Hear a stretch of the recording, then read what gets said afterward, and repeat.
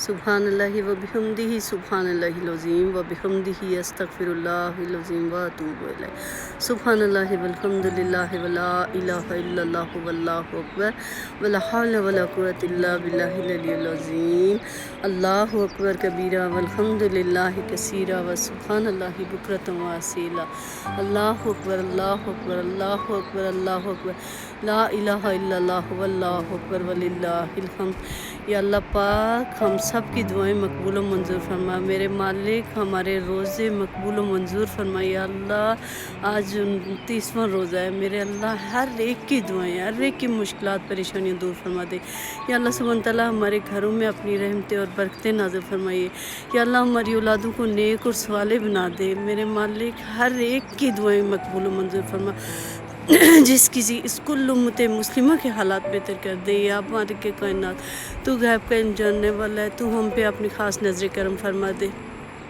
یا اللہ ہمارے صغیرہ کبیرہ گناہ معاف کر دے۔ یا رب العالمین تو رحمان ہے۔ اللہم صلی علی سیدنا محمد و علی آل محمد وبارک وسلم۔ اللہ اکبر کبیرہ والحمد للہ کثیرہ و سبحان اللہ بکرۃ و اصیلا۔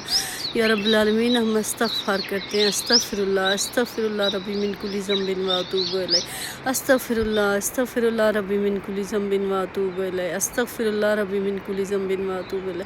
یا اللہ پاک جتنے لوگ بیمار ہیں ان کو شفائے کاملہ و عاجلہ عطا فرما۔ جو بے روزگار ہیں میرے اللہ اپنے حبیب صلی اللہ علیہ وآلہ وسلم کے صدقے میں میرے اللہ ان کو حلال اور طیب رزق عطا فرما۔ بے اولادوں کو نیک اور صالح اولاد عطا فرما۔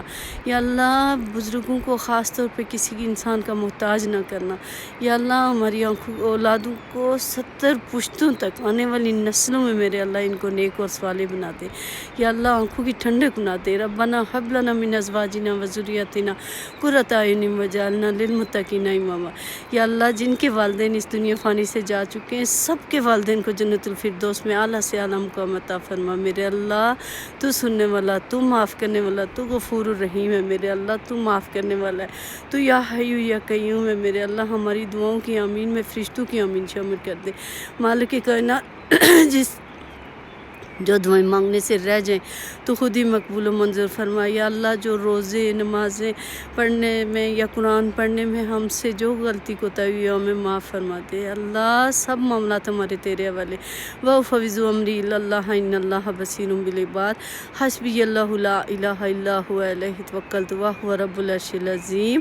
اللهم صل على سيدنا محمد وعلى آل محمد وبارك وسلم۔ السلام علیکم ورحمۃ اللہ وبرکاتہ۔